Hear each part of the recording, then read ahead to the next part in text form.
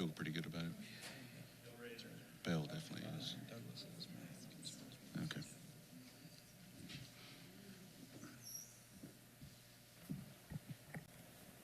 Y'all ready?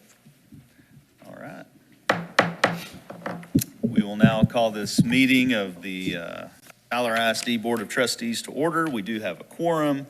The meeting has been duly called, and the notice of the meeting has been posted in the time and manner required. Today, we get to have our state-required school board team of 8 training. It includes governance, goal setting, innovation, operations, and board operating procedures. So, Dr. Crawford, I'll hand it over to you. Absolutely. Appreciate y'all being here today. And your team of 8 training is being conducted today by district staff. We don't have a consultant running this. Normally we do. Sometimes we do, not always. But this year, since you've gotten your 1566 training out of the way, you got to do that every 2 years. We don't have anyone from the service center or a consultant come in, but this year instead we have district staff doing so that we can recalibrate our goals, which is also another requirement. We have not reviewed those or recalibrated those since 2020 or 21? 2020. There's been a lot happened since 2020. And then when we decided to do that. So we're going to turn it over now to district staff, Dr. Lance Gropel, Deputy Superintendent, Dr. James Cureton, Director of Accountability and Assessment, will guide us through that. We also have with us today Dr. Kristen Walls, Executive Director of College and Career. We have school improvement officers or chief school officers, Dr. Chapa, Dr. Ward, and Ms. Dyckman as well. They will contribute as needed or audit as needed. I believe Mr. Jones will be arriving here shortly. Yeah, an engagement. He'll be here shortly. Yeah, exactly. All right, we're going to turn it over to you guys. All right, thank you. Good morning, board. Appreciate to be here with you today. As Dr. Crawford shared, we're going to go through a review of our House Bill 3 goals, which center around early literacy, numeracy, and college and career readiness. Just an overview of House Bill 3. House Bill 3 came out of the 86th legislative session, which was in 2019, required boards to adopt goals around these 3 components of early literacy, numeracy, and college and career readiness. House Bill 3 was a pretty large bill that did a lot to impact how we operate as schools today. You'll see there is one of the bullets, required all K-3 teachers and administrators to pass the reading academies, the science of teaching reading, as well as House Bill 3 was the last time that the legislature added to the basic allotment the funding that we utilize to fund our school systems. Just a little bit of a timeline. House Bill 3, again, was in 2019. That was passed then and went into law September of 2019. So you as a board began the process of developing the goals that we've been operating under there in the fall of 2019 and then adopted those as we transitioned into the spring of 2020. Everybody knows what happened in the spring of 2020 and how that drastically impacted what we do and how we've done it. Obviously no assessments there in the spring of 2020 as we were at home. Then we come back and resume our traditional assessment model in the spring of 21. And then as we transition from the 21-22 school year, we get a complete redesign of how the assessments are written from the agency, and that was in the spring of 23, and then the calculations in the fall of 23 of how we get accountability ratings, and ultimately how we're viewed as our performance on the campus level. We've talked a great deal to you all as a board about the new assessments, the redesign assessment, as well as the accountability system and how it tracks our students and reflects their performance drastically different than it has in years past. I think Dr. Crawford is on record quoting the commissioner to say that a C in this accountability system is equal to previous accountability system. So coming directly from the architect there in Austin to talk about how much more difficult and rigorous the expectations are around the accountability system as well as the redesigned assessment. As I turn it over to Dr. Cureton, just going to go through just an overview of where we are as it related to the board goals around early numeracy, literacy, and then kind of a comparison of where we were when we adopted these in 2019, where the state was in 2019, and where they are now as we go through that process. Before Dr. Cureton begins, I will say that even not on this timeline, you can go all the way back to 2016 and a little thing called Lone Star Governance that this board, at least 3 of you that are currently on the board, were early adopters of such and went through some integrity training as provided by agency staff in defining what integrity means over and over and over and over. So just understand that Lone Star Governance was a thing that was piloted amongst certain school systems. Tyler was one, Nacogdoches was one, Marshall was one. Those are the 3 Texas, I believe, that were early adopters. And then it transformed into actual statute in House Bill 3 by 2019. So this is not new and is not just a Tyler thing, even though we were on the front end of this as far as having literacy, numeracy, and CCMR goals. So, Dr. Cureton, go ahead and take us on to the next part of this presentation. Okay, we will jump right into the literacy goal first. So here's our literacy goal set up similarly to how it was before. Essentially what we want to see is an increase from 70% to about 77% of our students passing 3rd grade star reading. And then I'll mention this in a minute, but we did add an extra piece to our goal this year, which is that we want to rank in the top quartile of our comparison group. And so that's new. If you recall our goals from 2020, that is a new reflection just on how we're performing compared to some other similar districts. I do have a question before we get started, just and let the board know that we do at your table, there's the current goals, just so we can all be aware. This is what was currently and what we're changing. Okay.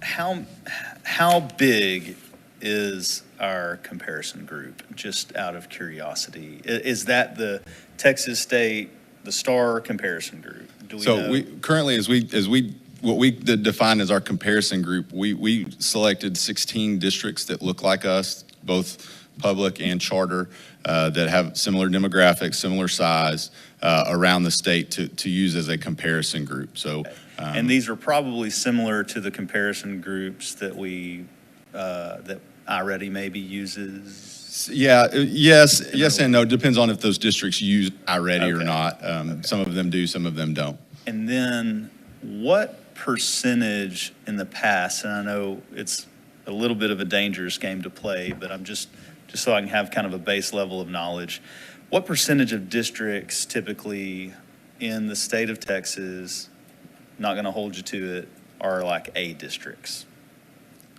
A rating. Under the new system, we don't have an answer on that one. We don't have an answer. Yeah, because the ratings haven't been released for 2 years. Yeah. So under the old system, I was wanting to say it was around 15%. Okay. But I'd have to double check and I can get you the exact numbers. Okay. No, I mean, I was just kind of wondering there. And then your comp group, in theory, could change year to year based on demographics and all that. Yeah, yes, TEA doesn't provide us a comparison group for the district, but These they are do our internal. These are our internal. Who we view as our comparison district. Yeah, and our campuses get a comparison group that they're compared to, but the district doesn't as a whole get a comparison group that we're rated with. We pull some of our comparison group that we internally use from our campus data on the campuses that they're compared to and the districts that they represent. Okay. I was just kind of curious about, before we started talking about all this, what that was. Yeah, well, we felt like as we tweak these goals a little bit. One of the things we need to see is compare how we're doing with other districts, and I think that's an important piece to make sure that we're meeting the standard and like we said, in this being in the top quartile of those comparison groups, districts that look like us and performing at a high level. Okay. Just to add a little bit, though, remember, when you asked about 15% were A's, correct me if I'm wrong, it was above 60% that were A's and B's? That could be correct. I would have to double check the numbers. Yeah, and that's why the poison pill was inserted in the new accountability assessment with the assessment, is because there were folks that were decision makers down in Abbottabad, Austin, that decided that was way too many. And so anyways, that's where we are today. Yeah. So It looked too good. Okay. Okay, so just to your point, Mr. Washburn, we actually put up here on the screen where we were, our old goals, just the main goal itself, not the progress measures, what we had set before versus where we are now. So we did actually raise the baseline from what it was back in 2021, that first year. We're setting it at about 70% for this year, and then with an incremental increase every year. So we just want to point out that the higher baseline is despite the COVID learning loss, and then in addition to the STAR redesign that Dr. Gropel alluded to back 2 years ago. And we also just wanted to point out too, here's how the state has performed pre-COVID, post-COVID, and post-STAR redesign. So you can see how they've tracked. Like I said, we've seen an improvement in our performance as well, but that's part of the reason why we raised our baseline and expect to see it to continue to improve. As you look at the handout that you referenced, President Washman, you'll see it break down by demographic and the goal set for those specifically. You'll also see that within those sub-pops, the rate of improvement for closing gaps for different lower performing sub-pops is higher than others. So making sure that we're doing what we need to do to target our students of highest need and increasing their performance at a higher rate than our students that are already performing at a higher rate. So.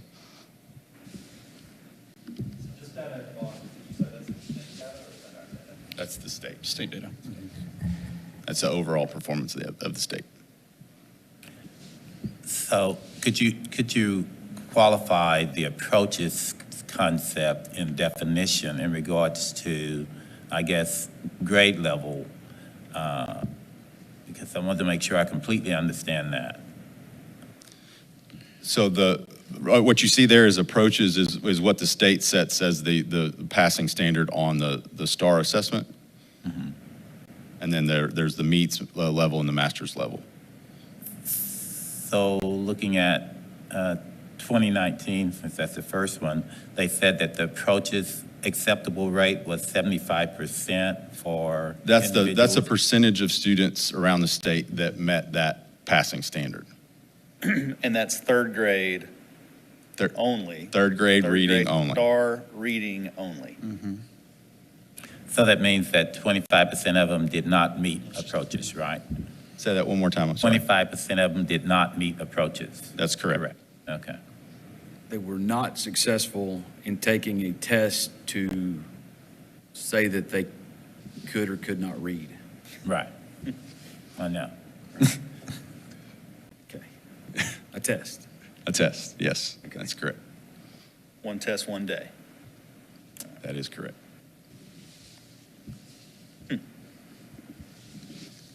Additionally, in the handout, you'll see progress measures 1, 2, and 3, or 3 and 4, excuse me, goes over to the back there. 1's focused on kindergarten, 2 first grade, 3 second grade, and then 4th grade focuses on our meets and masters. Progress measure 1 the 1 through 3 are all based off of our iReady performance. The state doesn't provide us anything common assessment that we utilize like we get with STAR for third grade and beyond. So you'll see for Tyler ISD students, the goals are centered around our students' performance on iReady in those K1, 2 grades.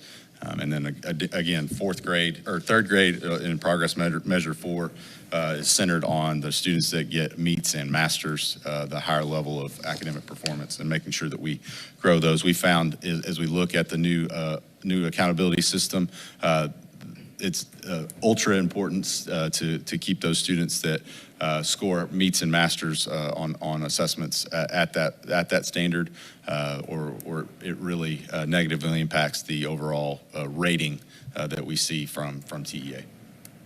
That was another poison pill that was designed in the recreation, in the architecture of the assessment and the accountability is that if a kid scores, if a student, excuse me, they hate being called kids. Y'all hear me say that all the time. If a student scores masters, let's just say in third grade, they're locked in. The expectations are masters forever, or they don't count, or if they hop out of masters, they got to get back to meets or masters over time. But once you stay masters, if you don't stay masters in perpetuity, you don't count for the district's rating, even if you were to score meets.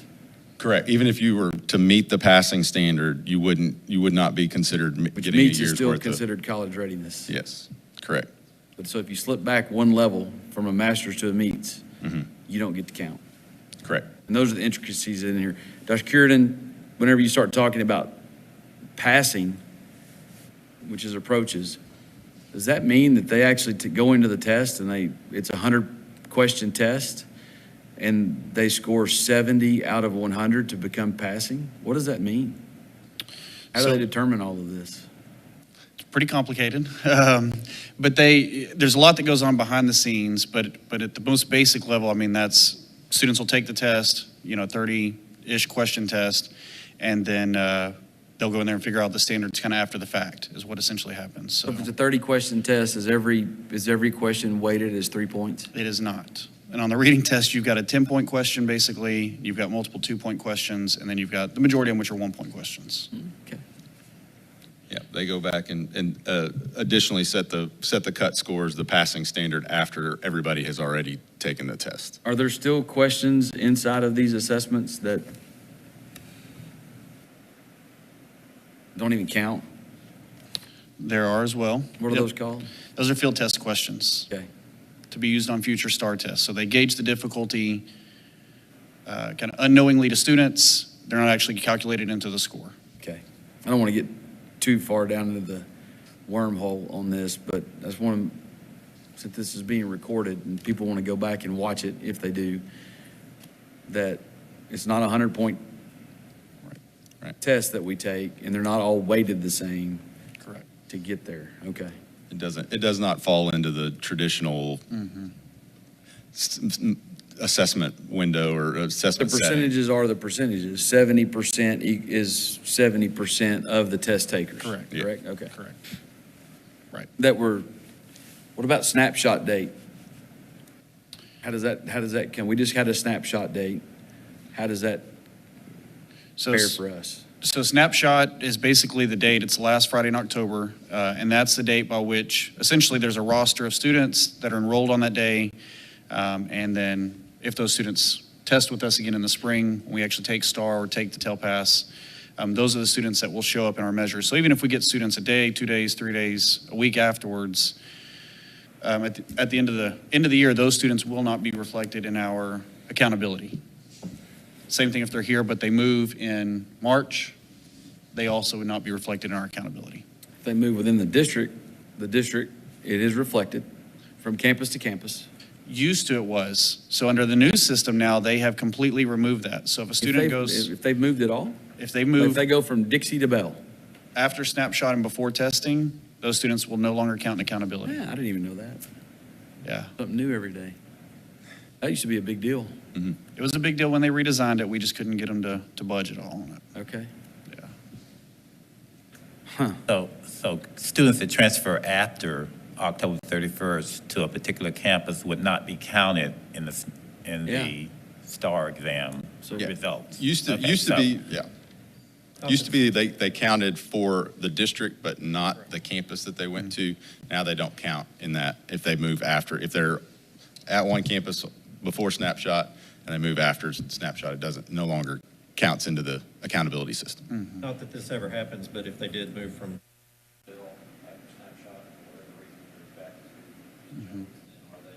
If they're there, if they test at Jones and they were at Jones at snapshot day, they count. Okay, that clarifies some things in regards to individuals stating students are transferred later to get better results on exams. So that clarifies that fact, that they're not even counted at that point. Yeah. Okay. I mean, they still take the test, it still counts for them individually, but it does not. Counts Right. against the state now, Right. is what you're Right. saying, right? Yes, sir. Okay. We'll move on to the- But not against that individual school. Unless they return back to Right. the home school Unless they go were back at to the home at campus. Snapshot. Right, okay. That How many helps. we've got of because that? We've got some, but That's been Yeah, that confusion one's not gonna regarding happen a that. whole lot. And- yeah. Yeah. Any questions or thoughts around this literacy goal Board? before we move to the next one? I just figured we'd go one by one there. I'm just looking at the goals, and I just came on the board last time when we looked at these, we were approving them. I didn't sit in on the workshop. And I was always confused as to how we did our goals, and this time I guess I'll find out more detail. But I'm looking at what we have currently versus what we're projecting for the years to come, and I'm looking at 2024, 71.8, and we are projecting 2027 at 72.9. That's only going up a few points. And I'm wondering why we're not starting where we are currently and going forward. So the 70% is where we currently, that was our performance last year as a district. We set all the goals you'll see set are based off of how we performed last year.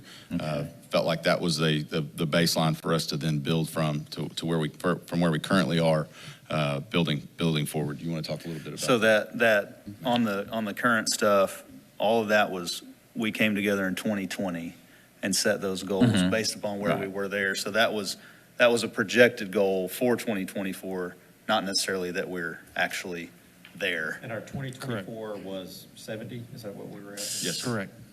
71.8. 71.8 currently. But we're starting where we're at now. This is a new. Well, that was the goal. That but was we the goal. achieved it. We achieved that goal. No, what you see in front of you, the 70% for goal one is where we performed last year, third grade. Third grade reading. Third grade reading, excuse me. So we achieved that But prior on the year. left was the actual goal Goals, correct, on the left. correct. From the former, when we did it back in 2020. Yes, sorry, that Okay. was, that might have been the confusing part. On that slide that's up right now, that you see 2024 was the goal that the board adopted Okay. in 2020, not our performance last year. So we fell a little bit short, Fell a little bit short. That's a good way to analogize. just a little bit. So yeah, starts with this session, we're starting at, right now is our baseline, basically. That's our starting point. And We're going to keep our baseline to what we did last year. we're keeping our baseline where we're at right now. The last reported. Okay, so the new goals we're talking about today, we're at 70% as a district right now on early third grade students that pass the STAR reading, right? Correct. That's where we performed in last year. Yeah, that's where we're starting, We're starting. starting right now. Just got to maintain this year to meet our goal. So our goal for 2025 is 70%. So we don't have any improvement going from 24 to 25? And that's what I'm saying? Okay, It's correct. I'm just trying to make sure I'm That's following what, you. that's the proposal, yes, is that Okay. a maintain as we continue to build on these goals. So, up for discussion on that. Yeah, it's up for discussion. But I will caution everyone about some of the stuff we talked about here with this. It's comparing where we were at to what we've all faced in the last 3 years. And that is the new assessment. It is different. Y'all know that. We've gone over that stuff here. Our kids can tell you, our teachers can tell you as well. So, Well, I'm sure that goal, y'all put a lot of thought into it. I'm sure it's achievable, but it's not just going to be easy with the changes. So. yeah. It's definitely a different game, for sure. No, I mean, when we were sitting here talking about it, we used I always foul it up, the acronym for the SMART goal setting. Does anybody have that off the top of their head? Measurable. Attainable, relevant, and timely. So, I mean, that's kind of where we started off at. If y'all want to adjust it a point or two, I mean, James, you might want to tell us moving a point or two, because I know, No. again, we get in this trap of No Child Left Behind of 100% by this date Right.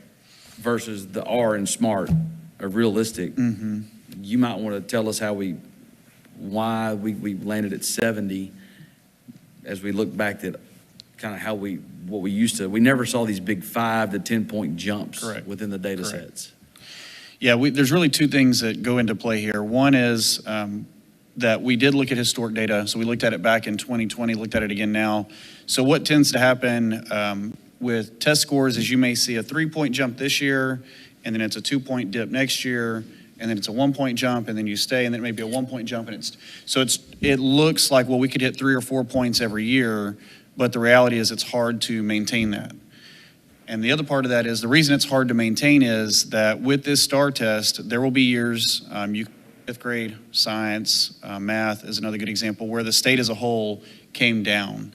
And so when the state as a whole comes down, the test is presumably harder, right? So in those situations, we're going to see a dip in our scores most of the time. And we don't want that to mislead us like we weren't doing something kind of really well. So that up and down trajectory makes it hard to say we just want to see 3 points every single year. We do want to see that, but we also want to be realistic when we present this data to you and say, hey, this is what's feasible based on historic data.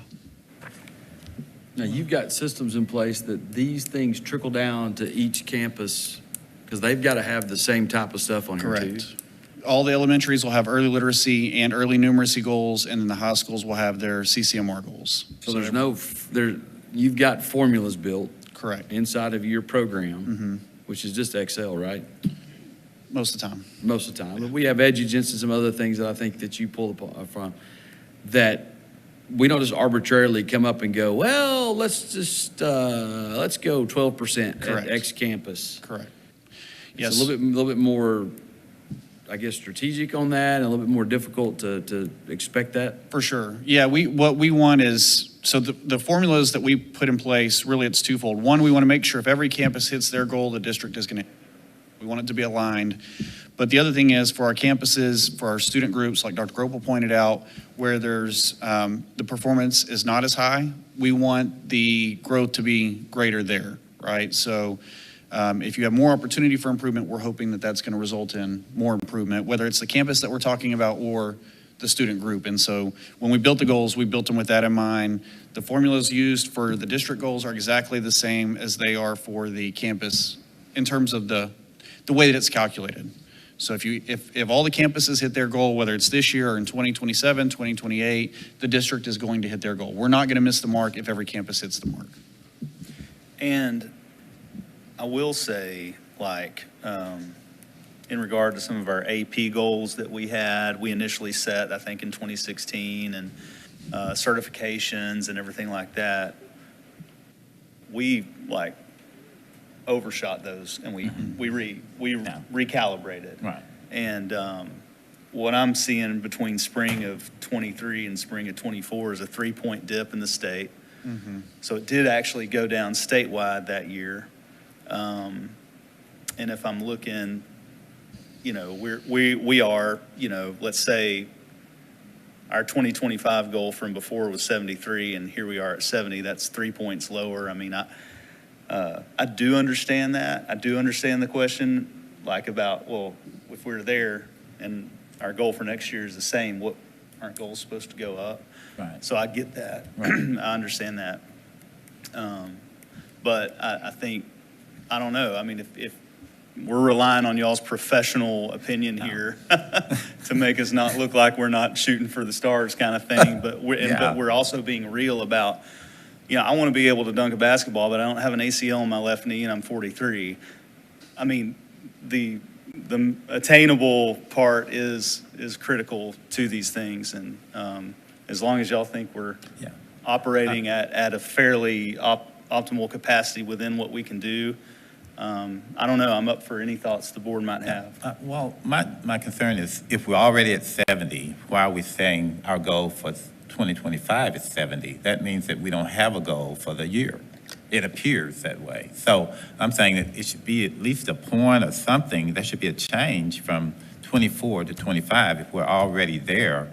And I understand the concept that we may go down some, but we've had 3 years with the current STAR test, and we're still learning about that. But we shouldn't, I don't think we should start off at the same level where we are in 2024. I think we should expect improvement. And maybe it won't be a great improvement, but some type of improvement, instead of saying there's not any for the whole year. Anybody else? I any thoughts? have high expectations. I'm sorry, but I think we all have high expectations. I think Just what you're seeing from staff is, I hate telling you this, that we don't know because of the manipulation that goes on, and that's why there's 2 lawsuits right now. Because it's not just about accountability ratings, it is the manipulation within the assessment that happens. This is what we think we know where we can start. Even after all, you said it's 3rd year, it's been changed every swinging year. The rules of the game has been changed every swinging year. So the further we get along for this, all things are not constant. And I think that's why you've got the number where you've got it, which is, I'm gonna hold that thought, Dr. Chapa, which is kind of where I'm at on asking James, how much does it take to move 0.5%? With the however many data points that we have. So, And if I can chime in before, having been an educator, I know it's been a while, but the test is, I understand why y'all left it at 70. I'm not entirely opposed to that. yeah. Since you've explained it here, it is manipulation of, that's why lawsuits are there. Tell me if I'm wrong. They're not telling us where we need to be before the school year even starts to know where we're supposed to be from the state, and it's a big game. But I understand, at least I think I understand why it's at 70. I'm not opposed to leaving it at 70. Got hundreds of thousands of dollars of administrators in this room. I think they're pretty smart and understand the scores even better than I do. So, go ahead on what it would take to get to 70. Are you saying this is an expensive meeting? Because it is. Dr. Chapa, what were you going to say? I was just going to say, that's also why we added that second part to the statement. Like, we don't know all the rules of the game, but we know if we're tracking pace with our peers and outperforming our peers, that even if the number doesn't best describe our performance, we'd be able to continue to make progress at a high level. I understand, and I appreciate that. A little bit better of a data point as opposed to just straight up, A number. Correct. you mean your goal is not 100. 80% or 70.1 or whatever it would be above it. I understand the optics of, you're saying the same, we're going to stay the same. Yeah, I understand that too. Yeah. How much does it take to go up 0.1% or 0.2%? Or do we have any idea about that as far as what we would have to do? So to 1% ballpark, just roughly, would be about, for 1,300 kids, 1% is about 13 kids, 13 students. So half a percentage point would be about seven students, roughly. But that's not for the district, though. You're talking about in 3rd grade? This Third is grade. Third grade Third rating, grade. correct. Yeah, this is 3rd grade. So if you want to adjust it to 70.5, so we don't feel like we're at the same place. You could almost just bump the years up. I mean, our goal for 26 is 70. 71.5 Yeah, this year? Okay. Well, I mean, Well, we can always, tell me if I'm wrong, we can always, like, if we knock it out of the park this year at If we just want to see something different than what we have, I would propose 70.5. Then we could raise a percentage and keep raising it 1.5 points. I'm just saying, I would like to see something, an improvement for a whole year of work, that we have goals to improve. Otherwise, we're saying we don't have any goals to improve on. We're just gonna stay where we are and be satisfied. And I'm never. Well, I think you see that in future years. Yeah. Yeah. So it's not like we're going to hold it at 70 for the rest. It's just, I'm telling you, it's a challenge trying to figure this stuff out. Even we've got a very Tough year smart to be guy. setting goals. Yeah. Yeah, it- Basically. I understand that, but you always want to set a goal higher and not maintain for a whole year and not expect any change. And you kind of think about, I was in the classroom, so I don't know if they still do that in T-test, but if I came in as a teacher and you said, what's my goal for my students for next year? And I say that it's 70, you're going to ask me, why do I still have the same goal? So I can see both points. And as a teacher, it's like, it's hard to move it up. And I understand it's hard to move it up. But It's a challenge. as an administrator, you would question me as a teacher as to why I'm going to keep my kids with the same goal. You would expect me to do something different. Even Yeah. if it's 0.1% or whatever. Understand that, understand that. We can make that adjustment. Start off in general then with a simple 0.5 point And higher. I do think we need to come out of here today understanding that 70.5, if that's what we were saying, then the next year at third grade reading 71.5, that means the group that's in second grade has to outperform the group ahead of them. Correct? Correct. Correct. Correct. So this is an apples to oranges goal. Now, we've got some growth stuff built into the goal progress measures. Is that correct on the iReady? Yes, sir. So it'll track K1 and 2. It's not set up like a cohort where we track that group of kids per se, students per se, but Right.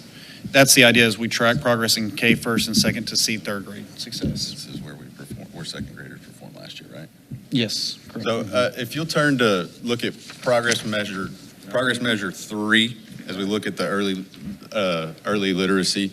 Do we have it up there? No, I just have it in Okay. front of them.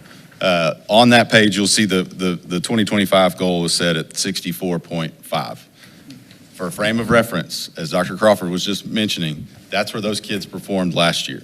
So by setting the goal at 70 for the overall goal for third grade is raising that, where they performed as second graders to third graders by 6.5%.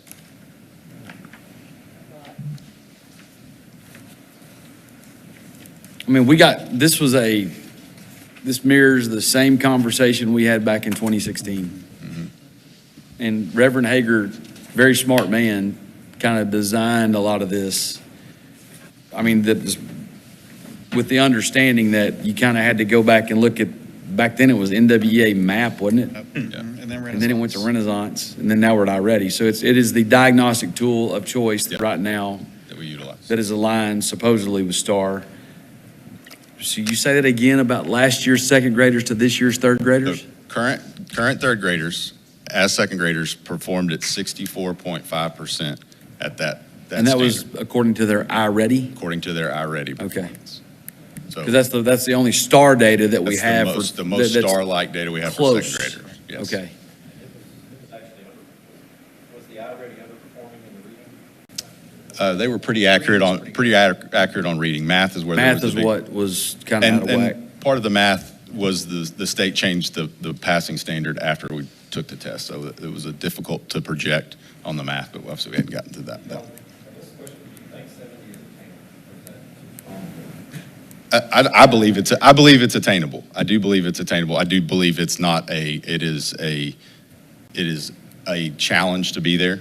I mean, obviously, we're trying to get every kid across the finish line. It's not we're picking 30% saying, all right, you guys aren't a part of that. But I think 70 is an attainable goal. But I also think it's a challenge, especially when you look at other data So points. what was the second grade on iReady? It's a 4.5% jump or 5.5? 6.5 or 5.5. 5.5. Sorry. 5.5. I mean, that's a challenge. But again, it's not the same assessment, but it is also It's the best information that we have to the make best that. information that we have. So if you go to 470.5, then we're asking for 13 more kids over what we were already, About Asking. 7 more students, 7 more students asking for that.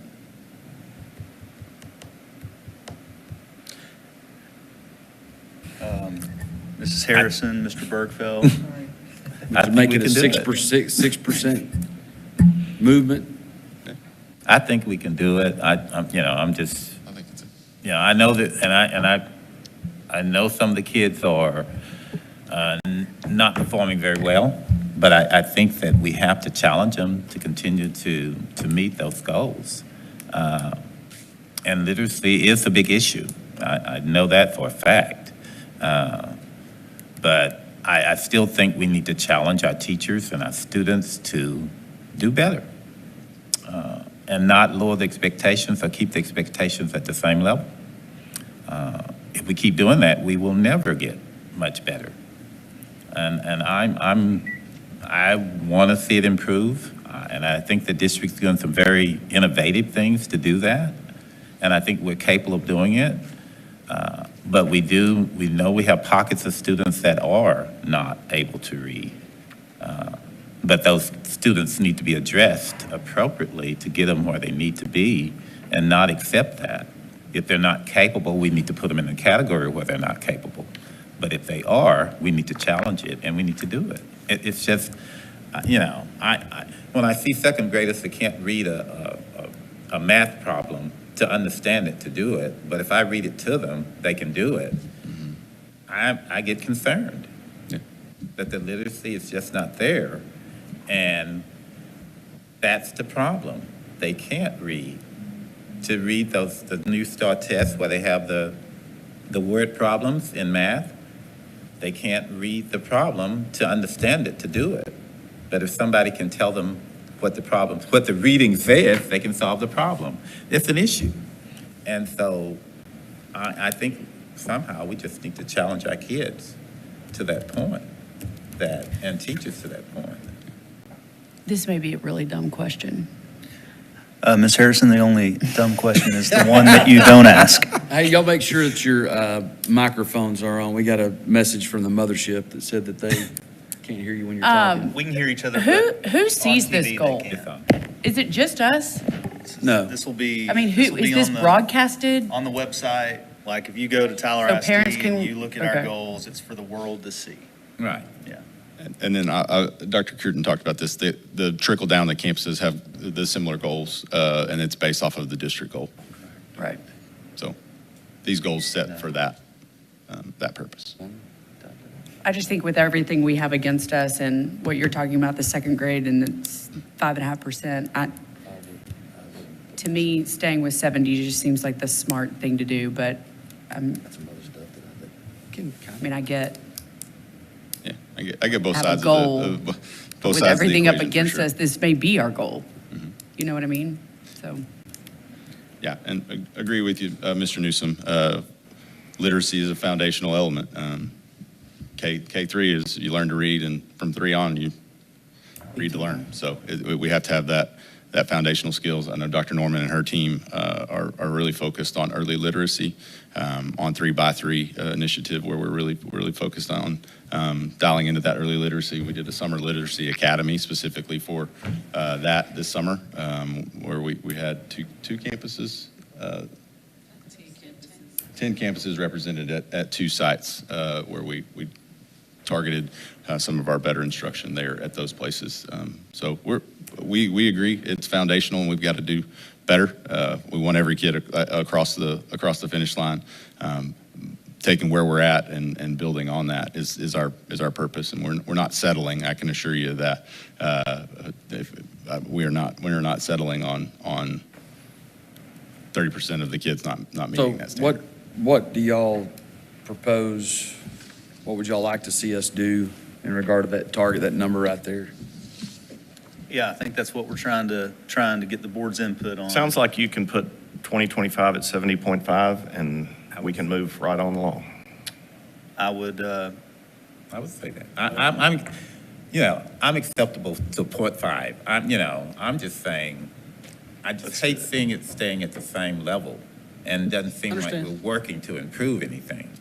And we should always be. I think doing that. we've had a good discussion on that today, especially looking at the iReady data from second grade. That was a good Right. pull, Dr. Gropel, of asking, where are you going to move those second graders? And we've got things built in place with our pre-K through 2 instruction that's supposed to be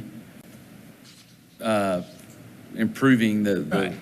the literacy levels of those kiddos as well. So I think so. I mean, I think what we've proven now that we're into this is that we're going to have to come back and recalibrate these things. These are not the Bible, Right. because I think that you're coming in with different varying levels of issues within our student populations that are sometimes in our control and sometimes are not in our control, that may make a second grade group come in really high on iReady. Beginning of the year iReady this year, second grade, anybody off the top of your head? How we felt about that? We presented this at the beginning of the year. There were improvements.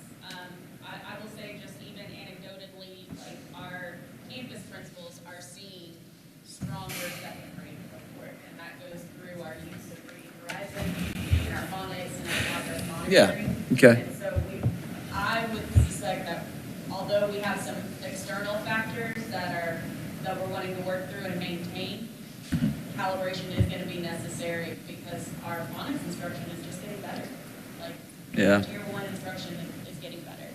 And so I mean, right off the bat, we were definitely maybe almost 6% increase, like per grade level, when it came to M-Class and iReady. For beginning of year. Yeah. As compared to Where we cohorts were last year? Beginning of the year, different cohort, but beginning of the Okay, year. there you go. Because that's kind of how this is built. Is Correct. you're not comparing Lance Gropel back-to-back years inside of this. It's Lance versus Marty. Correct.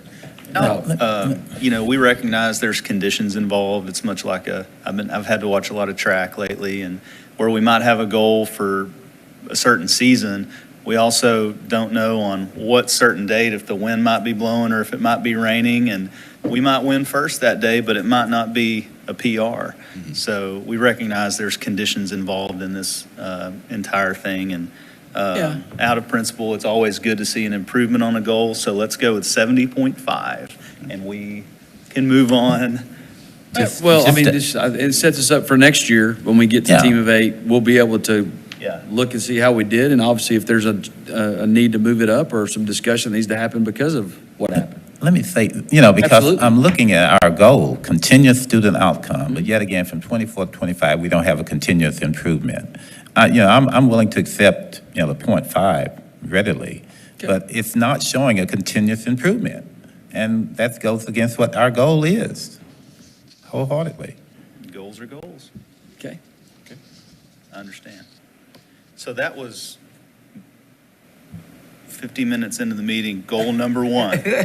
But it's good, but it is good to set that sort of base. It's foundational for the future. So goal number 1 and all the progress measures that go into that, Will be adjusted. for second reading, Dr. Curitan will go in and adjust as appropriate, not just the 0.5 of the single goal, right? Correct. If there's anything that matriculates down, you will make those adjustments. Correct. Right. When we bring it back for a second reading, you will be able to tell us what those adjustments look like. Correct.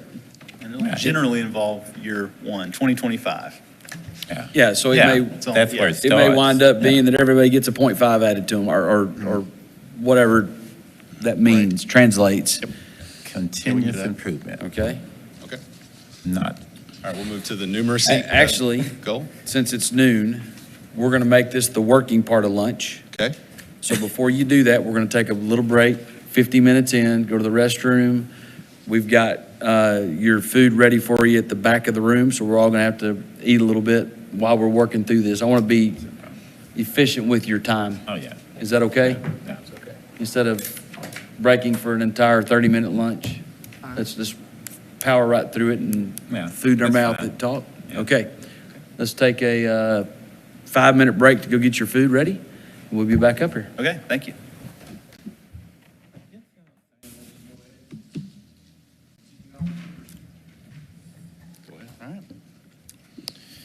Okay, so we set our early numeracy goal similar to how we set our early literacy goal, that we would start at 67% and see about a 7 or 8 point jump, and then also rank in the top quartile of our comparison group.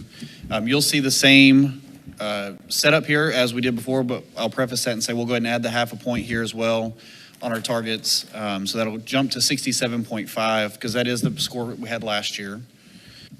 Unlike the literacy with math, when it was redesigned a few years ago, there was a big drop, especially since COVID. So you can kind of see the numbers there. Those are state numbers for third grade math again. The state is still 10 points behind where they were pre-COVID at the approaches level. And so we'll make those same adjustments for our early numeracy goal, but you can see the numbers right there. As we did on the exercise with literacy, what did your second grade, beginning of the year, Second grade last year, is that what you're asking me? They were 66.2%, so that 67 would be 67.5 is going to be a little over a point gain for that group of students. Again, very similar to the literacy goal, as Dr. Cureton mentioned, you can see a pretty significant dip statewide as you look back to 2019 to see 78% to this last spring, 68% students statewide at that approaches level.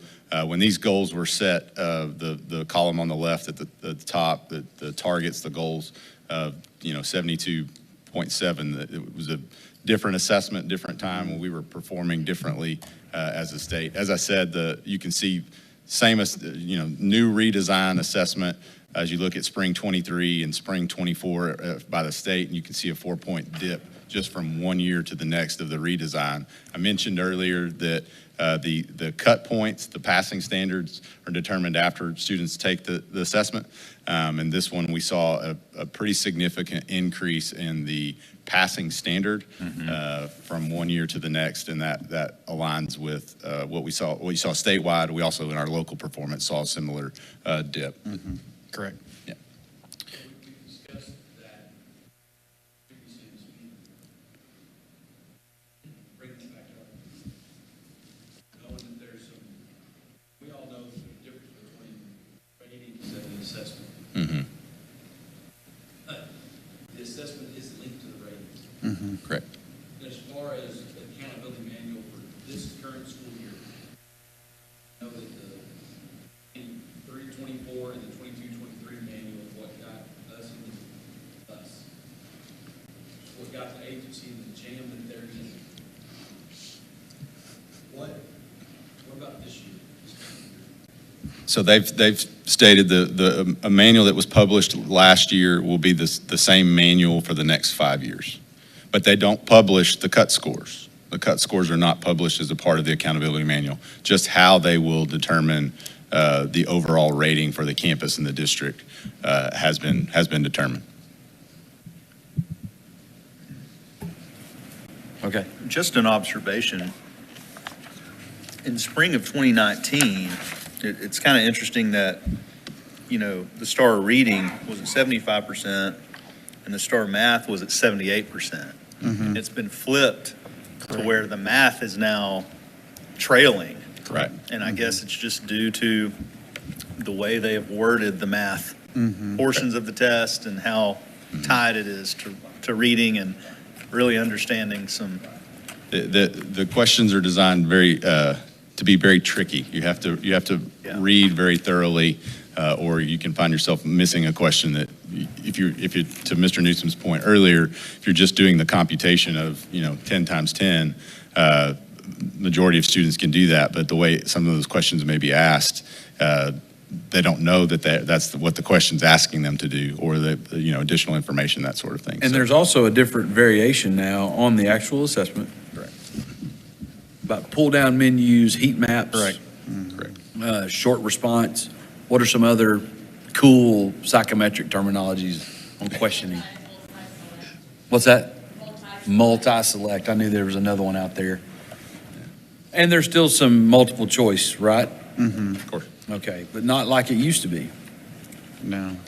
where you could do a process of elimination and eliminate 3 of the 5 responses because they were so far from the answer. Anyways, So now, really, math is also an indicator of reading comprehension Correct. as opposed to just math. Correct. Correct. Yes, very much so. And to Dr. Norman's team, as we looked at our math data from last year, a pretty significant redesign of the math assessments, K-12. They've done a lot of work in making sure that those assessments look like what the kids see in April, and really making sure that they're at the standard and the level of rigor and expectation that they're going to see in April. And that's part of just the learning curve of new assessment for us. And I know Michelle Gandy and Dr. Norman and her team have really spent a lot of time from basically May until now, and then continually refining those. They look at those assessments, how the kids perform after, to make sure that they're again asking them or asking questions in a way that kids are going to see them in April, and what that standard and expectation will be, as well as Dr. Cureton and his team looking at the data to identify questions that might be too easy or they might be too hard, and finding those questions that are just right. We call that the Goldilocks report. Pick up on that.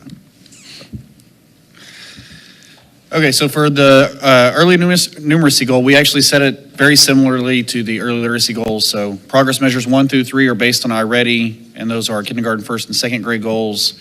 Progress measure 4 is focusing on meets and master's level performance on STAR itself, so the same as the actual goal. And then we added that comparison group indicators. Like we did with literacy, we'll go back and we'll add that half-point adjustment to both of these goals. Any questions on numeracy?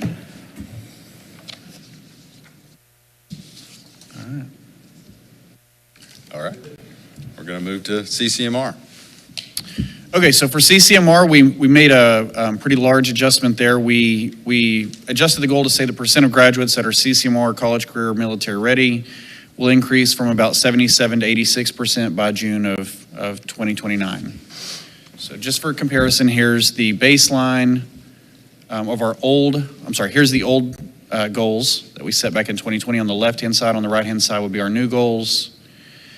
And the baseline here is the class of 2023. So the class of 2024 is graduated, but we don't receive final numbers from the state until the springtime. And so we use the class of 2023 as the baseline and then adjust it from there. Different than the numeracy and literacy goals, we have no way to impact what that number looks like at this point. Because it is truly students that have already graduated and are no longer Tyler ISD students. So that number is based off of what that graduating class in front of us that graduated in May, how they performed or how they met their CCMR requirements. As Dr. Cureton mentioned, you can see the target that was set in 2021 or in 2020 and how far we have exceeded that. So you'll notice the adjustment by that standard to make sure that we're more in line with where we are and holding to that standard and growing from that point up. I know Dr. Walls and the high school counselors spend a lot of time with our students, making sure that by their senior year they're on track to earn a college and career readiness point, and you can do that in a variety of ways. I'm not going to get into every way you can do that, but there's a variety of different ways in making sure that our kids are getting exposed to that opportunity prior to walking the stage at graduation. yeah, we report on those once or twice a year, and that's part of Dr. Walls' presentation, formerly Gary Brown's presentation about how students can score for the district on the CCMR, and it's good for kids, or good for students, good for young adults. There is some CCMR attached to meets and masters, but you've told me, is that correct, through meets and masters?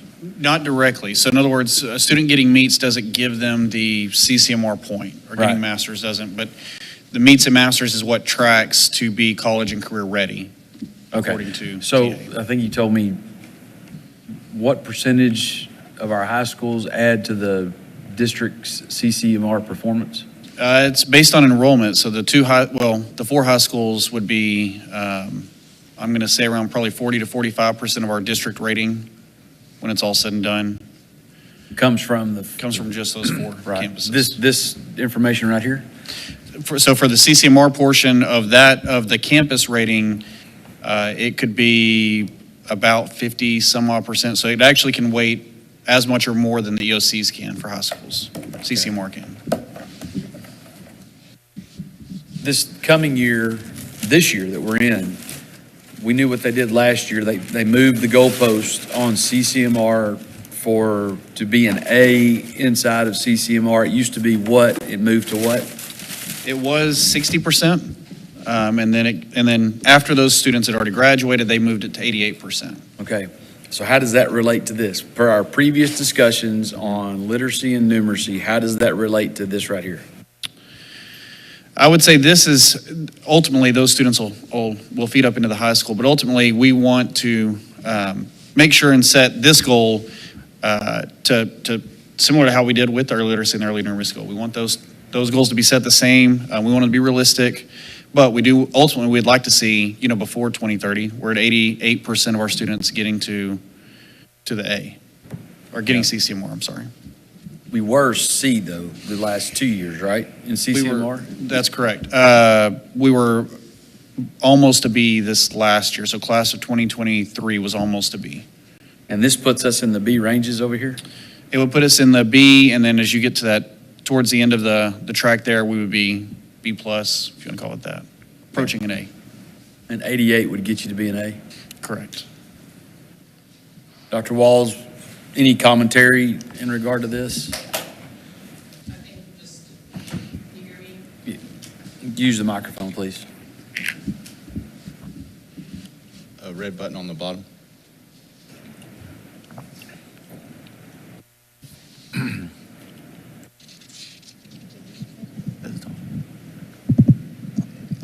There we go.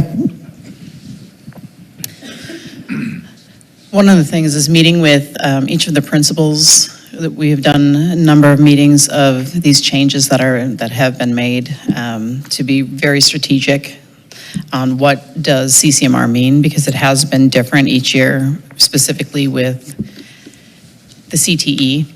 That target is continue to change until 2026. So what we've done last year and the previous years, it still is higher and higher. So for example, like this year, the students need to be a concentrator and earn a IBC, but next year it's going to be a completer. So the difference between taking 2 classes and passing them in the same program of study and a certification, next year they need to have 3 classes or more for 4 or more credits, 1 being advanced plus an IBC. So the target is constantly moving.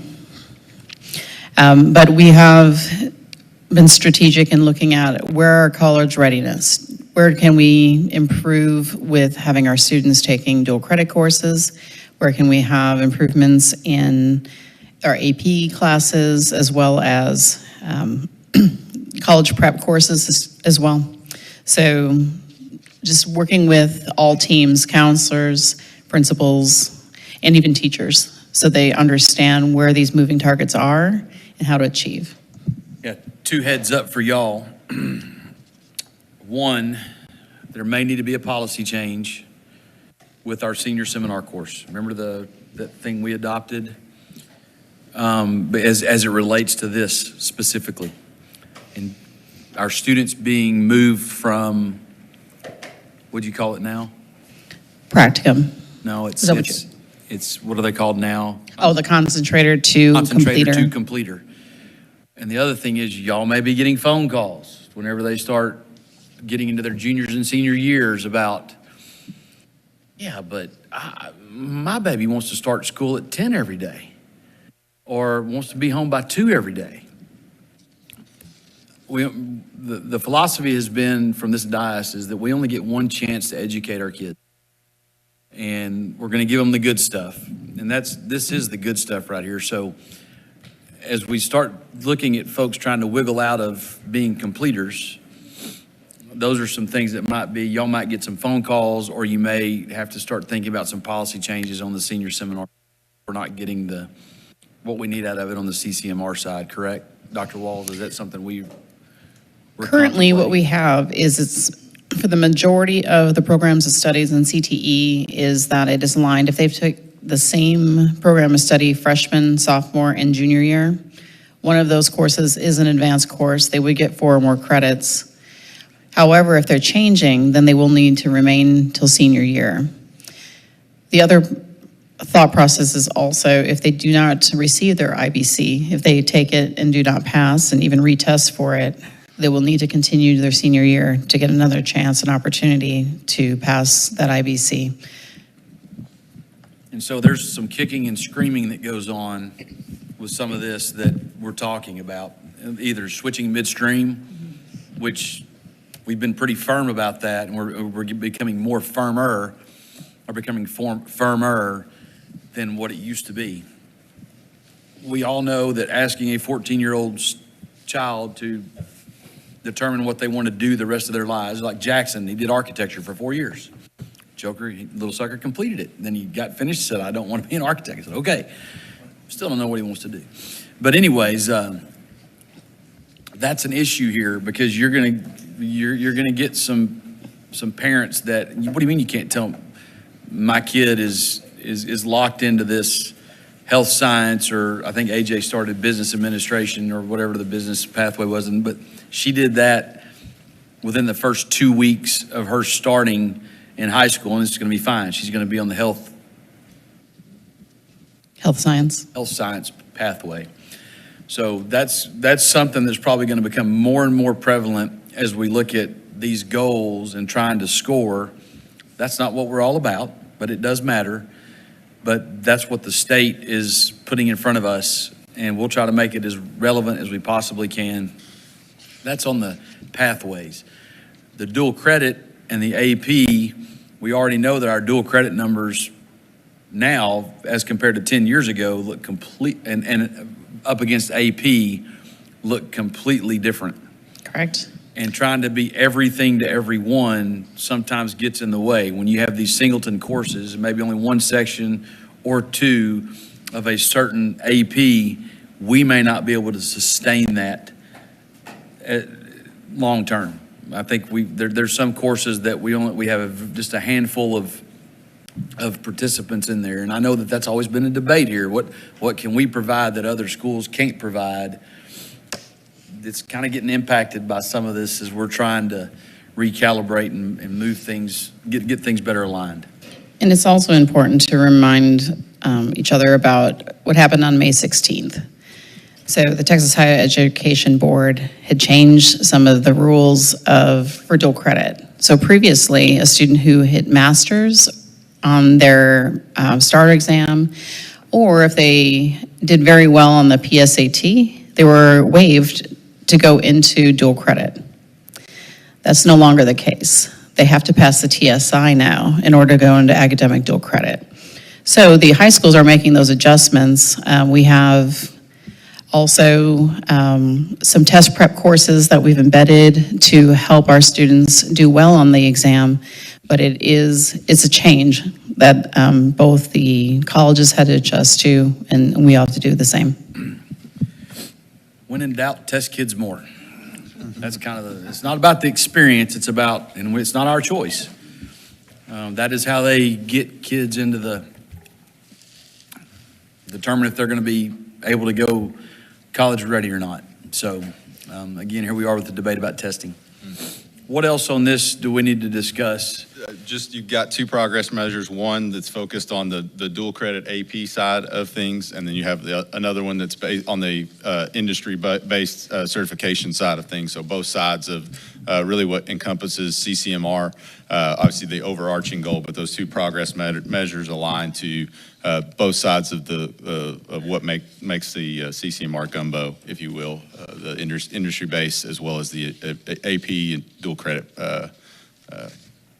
participation. So And again, we'll make the adjustments similar to what we've done on the first two goals on this as well. But I do think it's very important to highlight how well we're doing in this area when you look back to what was making an A when originally designed as a 60, and we're already almost 18 points above that. I think it shows a lot of really good things that we're doing, progressing towards what would be a B in that accountability-wise, and we're doing some really good things on the CCMR side of things.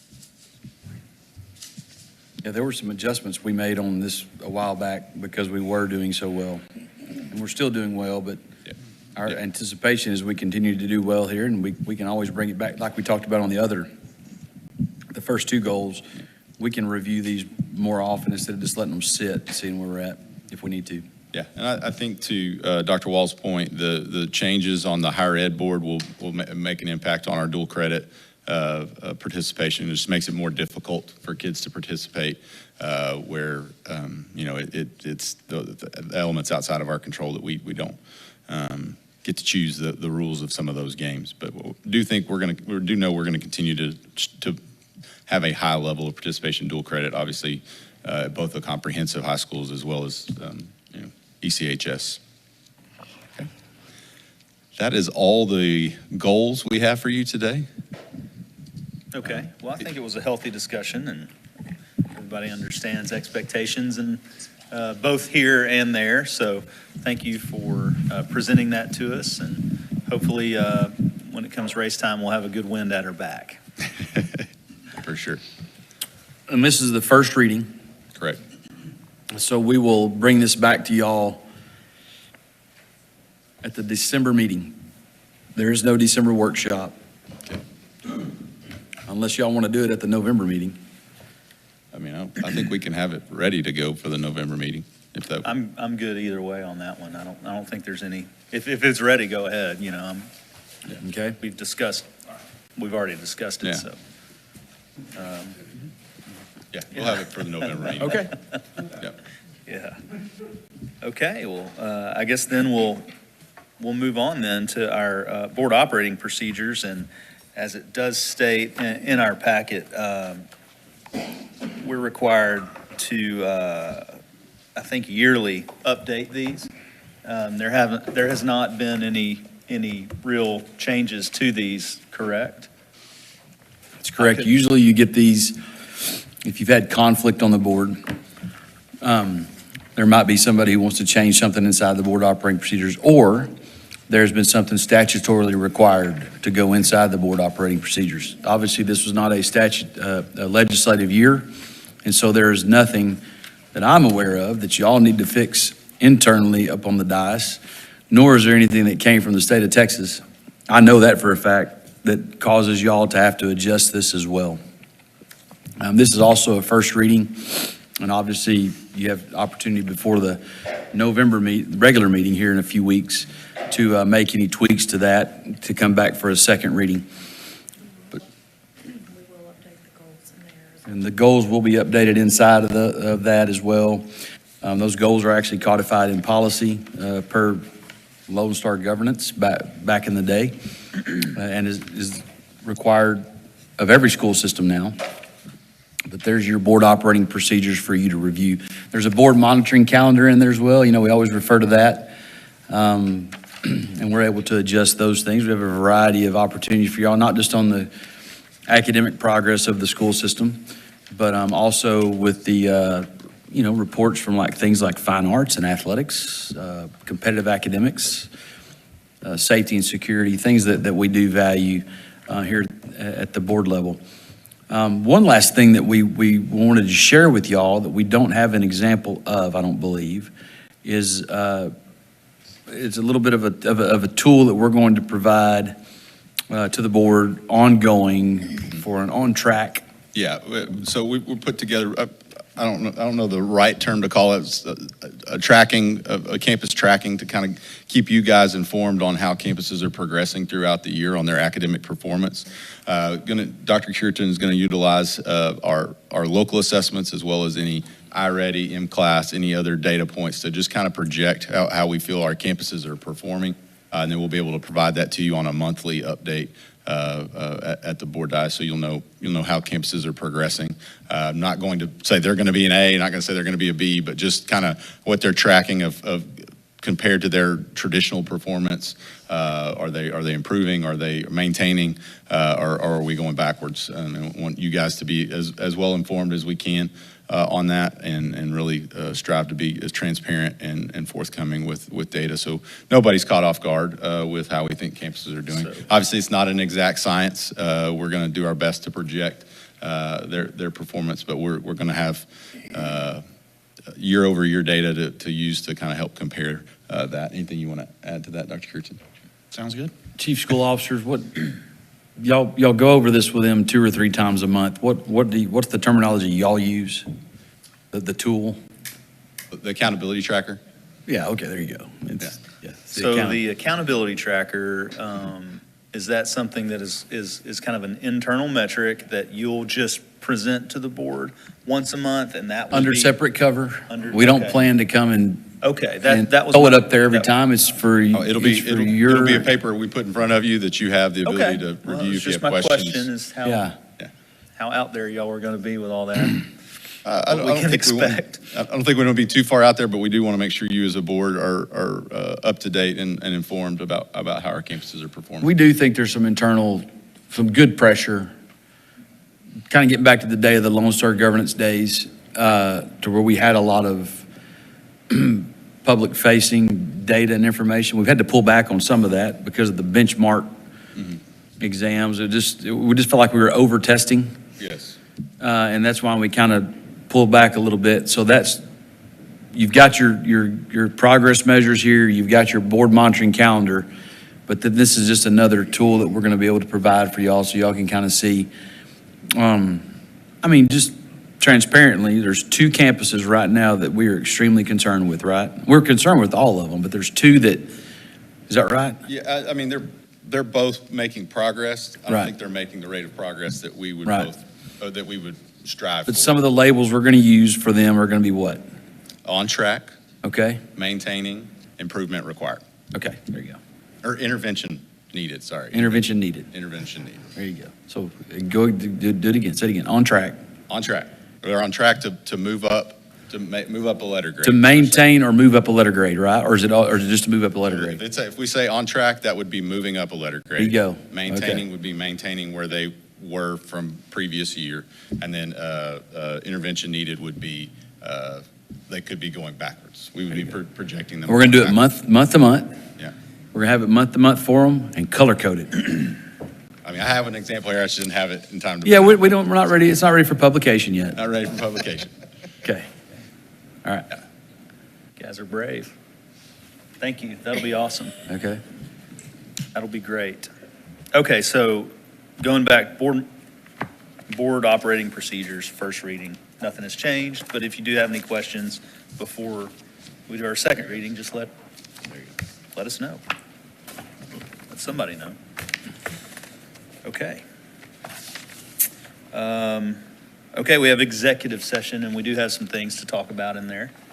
And looking pretty good on time right now. It's 12:30, so I think we can get in there and have a little discussion and wrap this thing up maybe earlier than anticipated. So we will now go into executive session. Thank you for your presentation. Thank you. Yes. All right, 1, 2, 4, we have 4 Cody's in there. I move we adjourn. Second. All in favor, say aye. Aye. All opposed? The ayes have it, motion carries. This meeting is adjourned. That wasn't too fast.